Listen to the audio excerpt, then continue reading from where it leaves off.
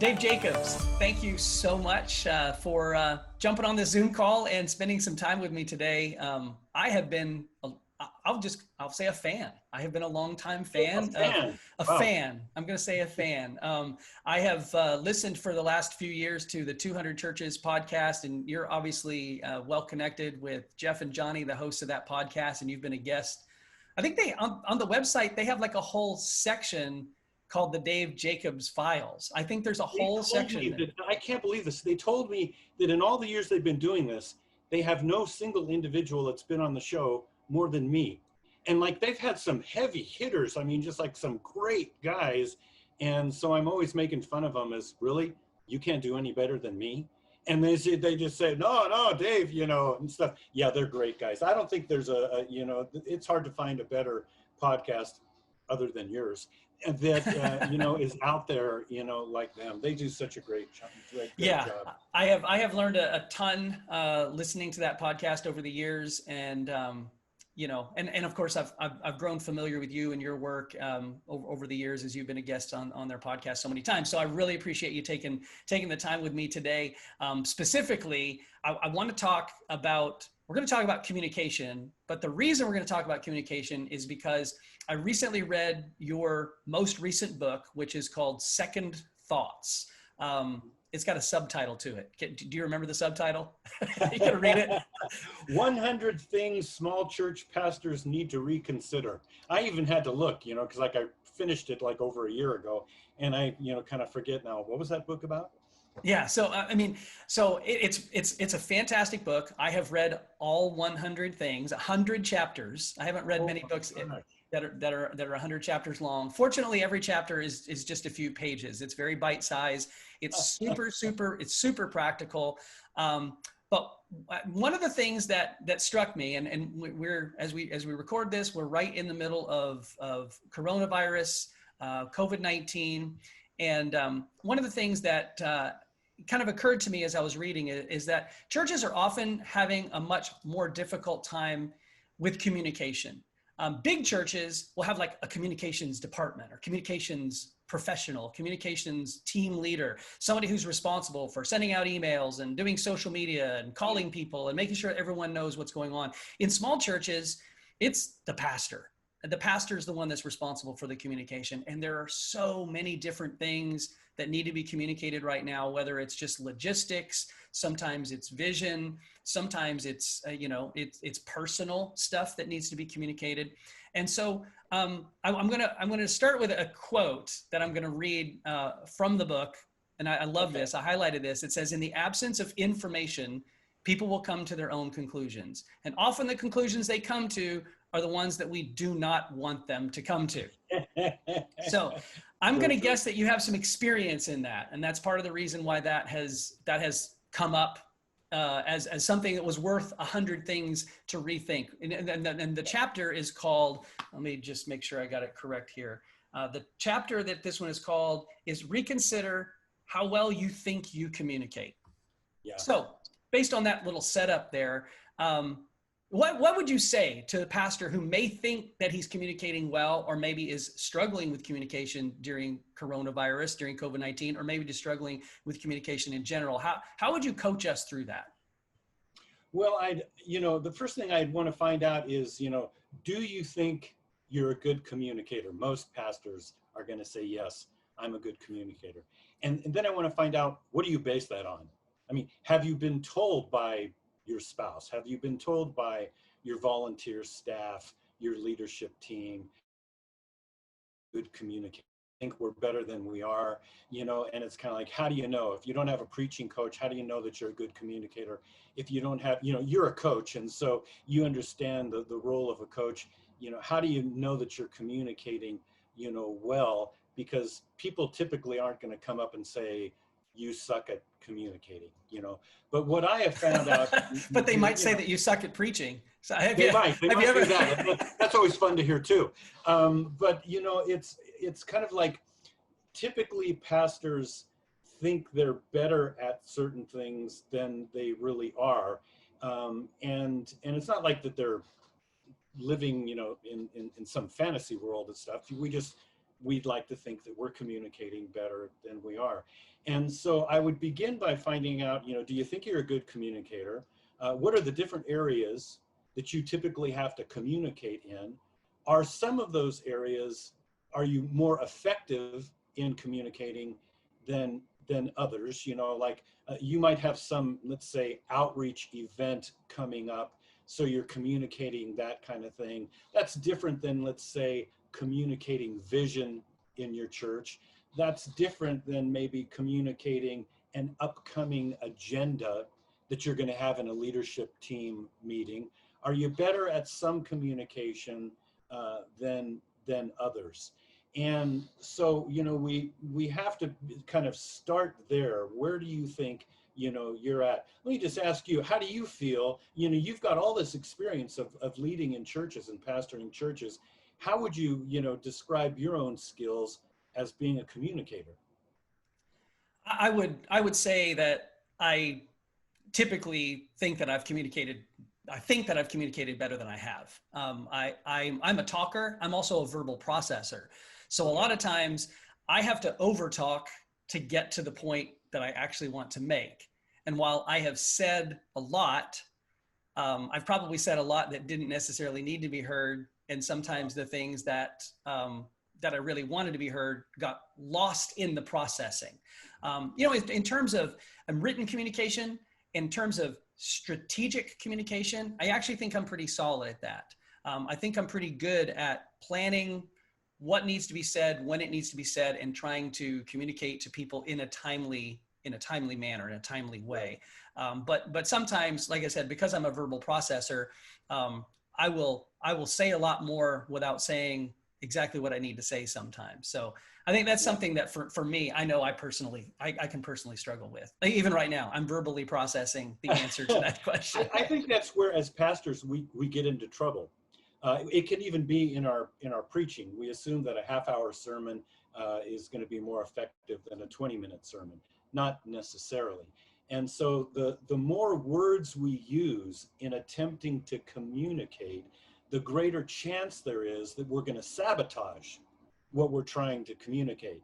So simplicity and accuracy is a big deal when it comes to communicating, whether it be to a leadership team, a church, or whatever.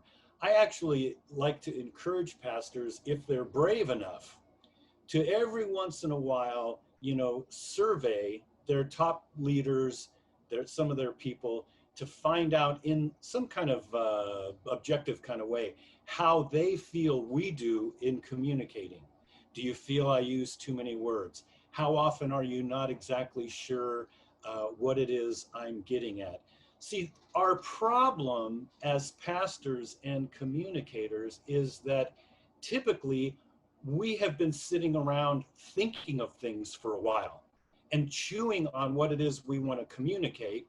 And now it's clear to us. And so we communicate it. But because we're so familiar with what we want to say, we can leave things out. We can leave maybe a key or important word or a sentence or just some bit of information. In our brains, we haven't left it out because we've been going over it so much. But when we communicate, there's gaps, and we don't even know that. We don't even see that.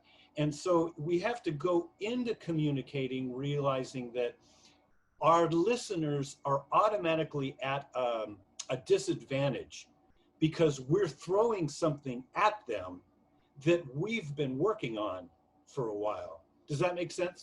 Yeah, that makes a lot of sense. And, it's sort of like, the movie that plays in my mind, I can see it very vividly. Okay, but good, yeah. but that doesn't necessarily mean that I can always articulate it clearly and thoroughly. You said clear. I think the words you said were specific. Clear, specific communication. Now let me kind of bend things a little bit in terms of sort of where we are today. We're in the middle of coronavirus. Pastors are challenged in a lot of communicative areas because they're not engaged in person with the people that they're in leadership of, the people that they're shepherding. They're having to make decisions, oftentimes with a leadership team, sometimes just as solo guys. Yes. in what you're seeing with the pastors that you coach and what you see on the landscape, what are some of the pitfalls that you would see pastors potentially falling into during a time like we're in right now? Probably going at it like nothing too unusual is happening here, kind of like business as usual. I think the longer we're under lockdown, the longer that we're dealing with adjusting our lives and our ministries to the virus, the more normal it's going to become, the more fatigued people are going to be. I see pastors just trying to communicate the same old stuff to their people as if nothing was happening. People right now are fatigued by the coronavirus and how it is impacting their lives.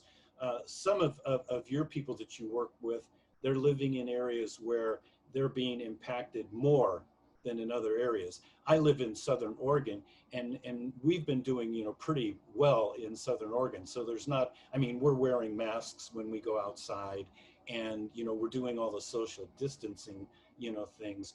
But, some areas are more impacted.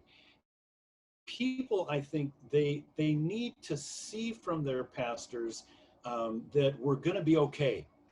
We're going to get through this. They don't need to hear everything's okay, because everything's not okay. People are dying and stuff.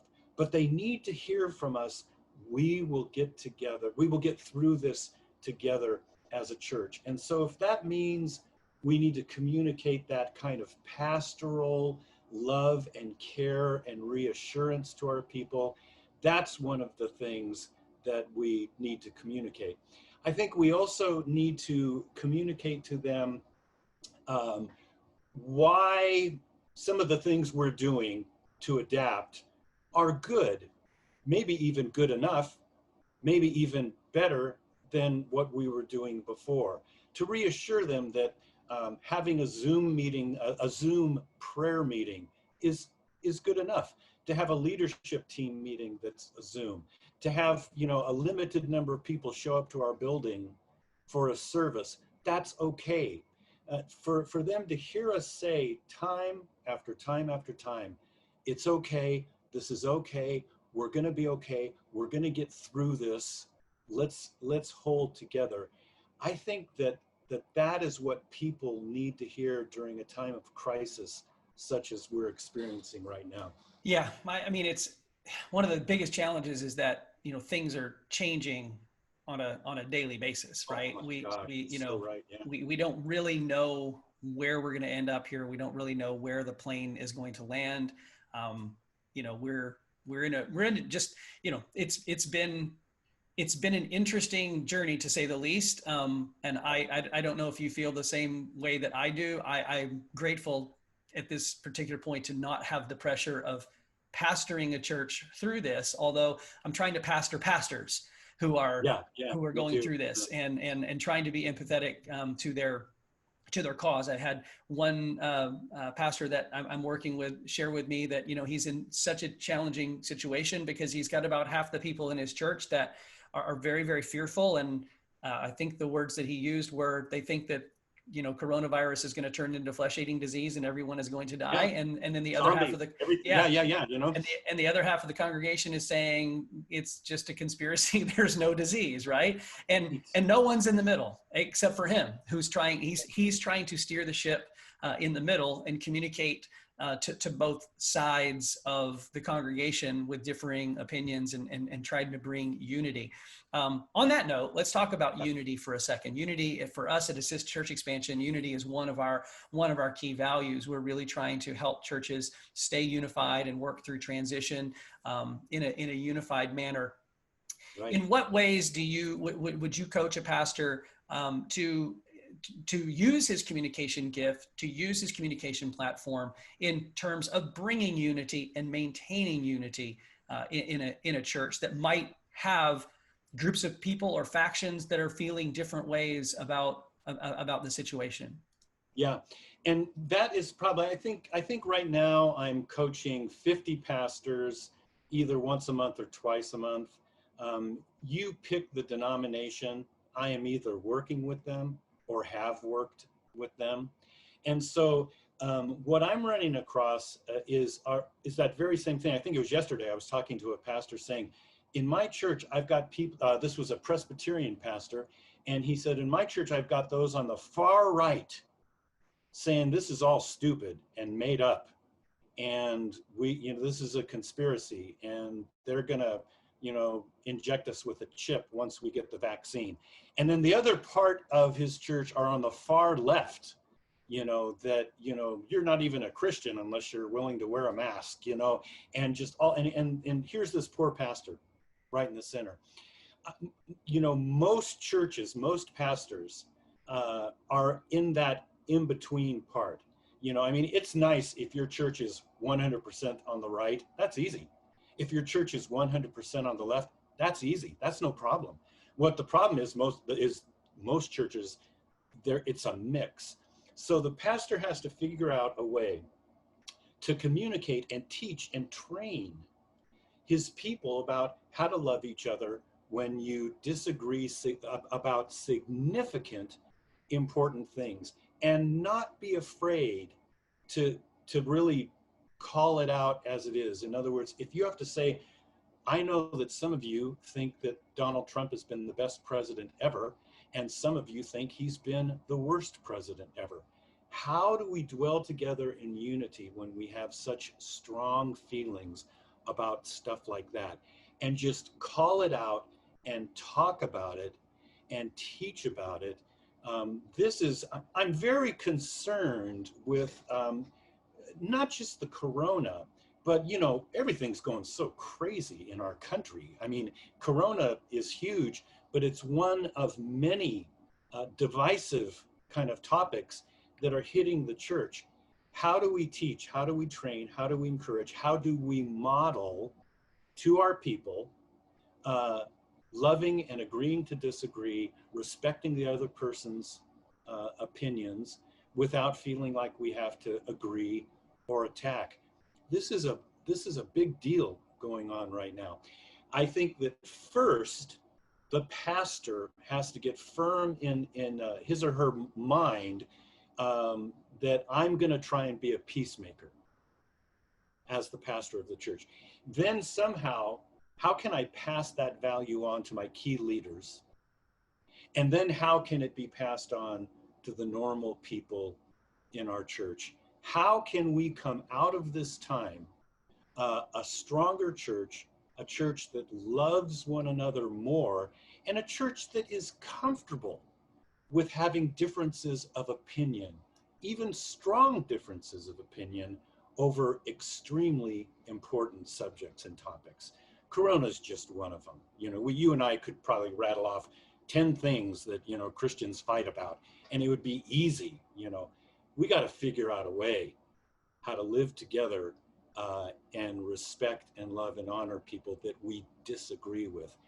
This is not an easy thing to achieve, but we have to figure out a way to move in that direction. And it's a big part of communication, isn't it? Yeah. I think the first thing that I think of when you say that is the message that we send to the rest of the world who doesn't yet know Jesus, oh my God. and what we're communicating to the world by the divisiveness and the division within the context of the church versus the love that we have for one another, which is really supposed to be, that's supposed to be the defining characteristic of the church. And so, oh my gosh. Yep. We have to find ways to love one another through the disagreement, through the challenge, and just one another. And it is tricky. It's a very challenging season to be. So you and I have just had a pretty interesting conversation. At least it was interesting to me. I hope it was interesting to anybody who's following along here. And this is like one launching point out of one chapter of your 100 chapter book. You've written two 100 chapter books. I like that. I like the way that you do that. I know exactly what I'm getting into it when I get into people it. that people say, what I love about your books is like the chapters are so short, and I tell them I don't think I'm smart enough to write anything longer than a one-page chapter, and so, but 100. Oh, and you cheated in this one because some chapters are actually just a complete repeat of another chapter. You said, hey, I'm just going to repeat all the thing that I said in this other chapter. chapter. So I'm I not, know. I'm not bagging on you though, because you've written Oh. 100 more chapters, a couple of times more than I've written 100 chapters. So I applaud you and I appreciate your work. And I'm recommending the book to not just small church pastors, normal sized church pastors, and Yeah. big church pastors, because I think that a lot of the things that that you address in the book are things that have become sort of these traditional expectations for the way that a pastor is supposed to operate. Many of them date back decades or even a century or more. And some great conversation points to have with an elder group or a leadership team in a church or the pastor to say, you know what, of these 100 things, you know, there might be a few things in every church that every leadership team can take a look at and think through how they want to navigate those things. Dave, I'm going to wrap this up now. We're going to have an hour together on Tuesday, July 28th. For our Assist Church Expansion, Church Revitalization cohort call. And so this is just a taste of what our friends are going to have an opportunity to experience in that call. I'm going to have some specific questions for you, and we'll do a Q&A time together. And again, I just really, really appreciate your time, just giving us time. Well, I tell you, it's my honor. I'm having fun. I can't wait to meet with your cohort. I'm really looking forward to meeting them and us to just talk about some good practical stuff. So I can't wait either.